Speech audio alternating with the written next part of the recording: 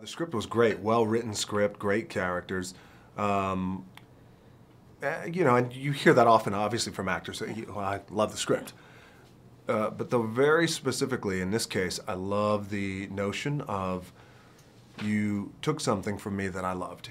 You took the one and only thing that I loved, and the one and only thing that loved me, which was my brother, and you ripped him away from me and you killed him. And you tried to kill me, but I lived. And I have to go away for 10 years, and when I get out, I'm going to find you, I'm going to hunt you down, I'm going to kill you. Bottom line. It's going to be driving, it's going to be relentless, set out for revenge. I love that. I love the simplicity of that, and I think there's power in that. I think that there is also, what I also loved is the fact that it was inspired by movies of the 70s, movies that I loved. Eastwood movies, Bronson, Steve McQueen, movies like that had that tone, that had that texture, and that at the end of the day, any action that you got from movies like that, including Faster, you can count on the action being fueled by emotion. Not a big explosion, not a big bazooka, one big bullet, I'm gonna hunt you down, find you, and I'll put it right between your eyes. This action is different in that it's fueled by just more emotion.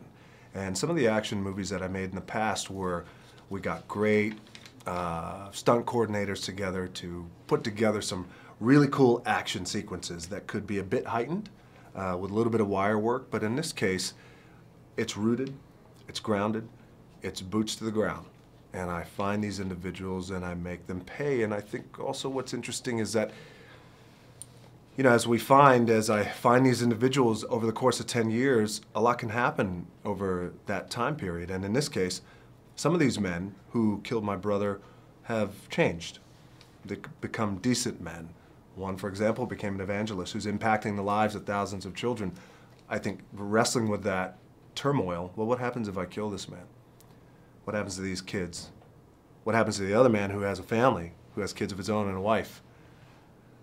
She's going to be widowed. They're going to be orphaned. You know, there's a lot of that involved too, which attracted me to the script. There was physical prep that included stunt driving and then getting in the gun range and being very proficient with the gun.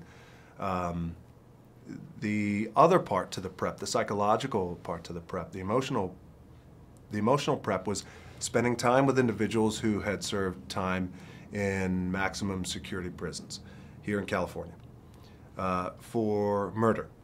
And to get into their head, get into their psyche, and understand in their minds, their righteousness. I took another man's life, but I was justified in doing so, and here's why. They served their time, they got out, so they were able to share that fascinating perspective with me, which I really appreciate, and that helped me. Spending a lot of time with the director helped me too.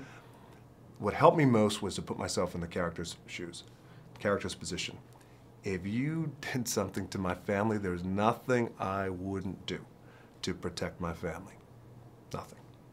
That fueled me, and that was able to, you know, I was able to bring the guy to life every day.